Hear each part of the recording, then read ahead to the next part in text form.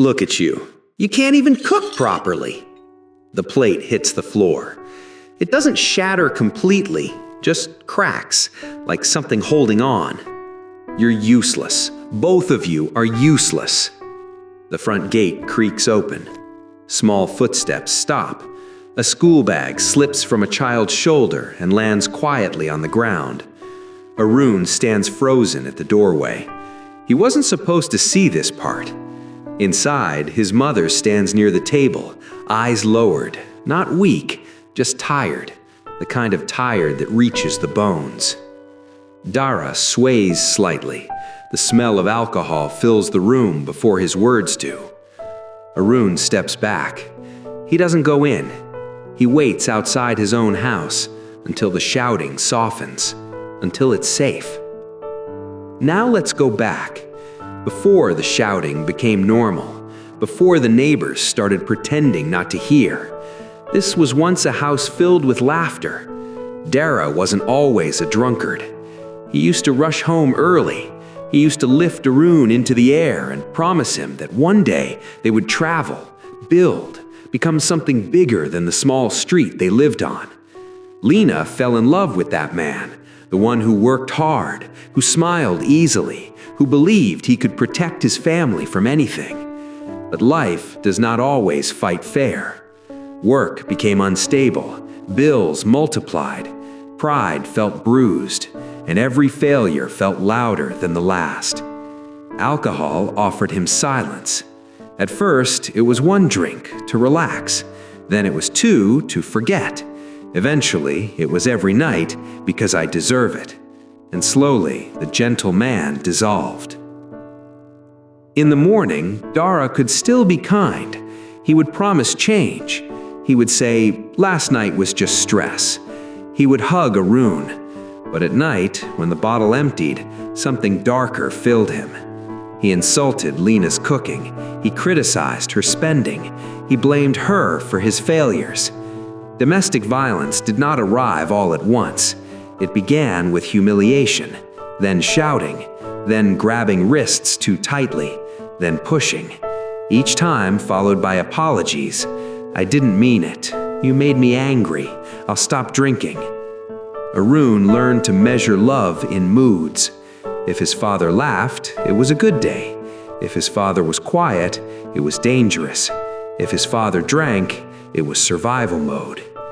He stopped inviting friends over. He stopped asking for help with homework. He became invisible in his own home. One evening, after losing money gambling, Dara came home burning with shame. Lena had waited with dinner. He didn't taste it. He tasted failure, and failure needs someone to blame. "You ruined my life," he shouted. Arun had just returned from school with a certificate he wanted to show. He stood in the doorway again, just like before, watching, listening, learning what love sounded like when it was broken. Then Dara said it. "I would be successful if I didn't have to carry you both."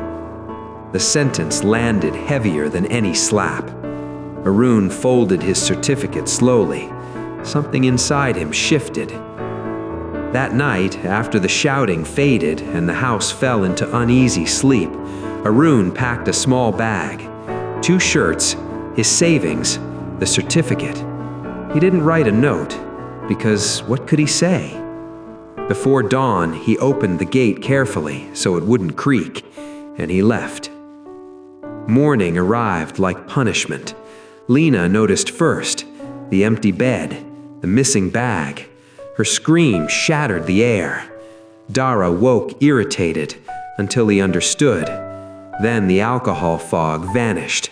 Panic replaced it. They searched everywhere, the school, the market, the bus station. Hours passed, and near the old bridge at the edge of town, Dara saw his son sitting alone, hugging his knees, small, shaking, but determined not to cry. That sight broke something inside him. He approached slowly, but before he could reach Arun, men from the tavern recognized him. "Your boy ran away? Not surprised." Laughter, mockery. Shame exploded into rage.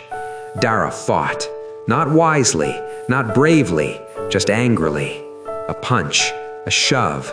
His body fell backward. His head struck the concrete edge of the bridge. Darkness. Machines beeped steadily. Ribs fractured, concussion, stitches across his forehead. The lion lay silent. Lena sat beside his bed, not because she had forgotten the insults, not because the bruises had never existed, but because loyalty is complicated, because love remembers what anger tries to erase. Arun stood at the doorway days later. He didn't run to his father. He didn't smile. He simply looked. And in that look was distance. Dara opened his eyes and saw it. Not fear, not hatred, disappointment. That hurt more than broken bones. Tears slipped from the corners of his eyes.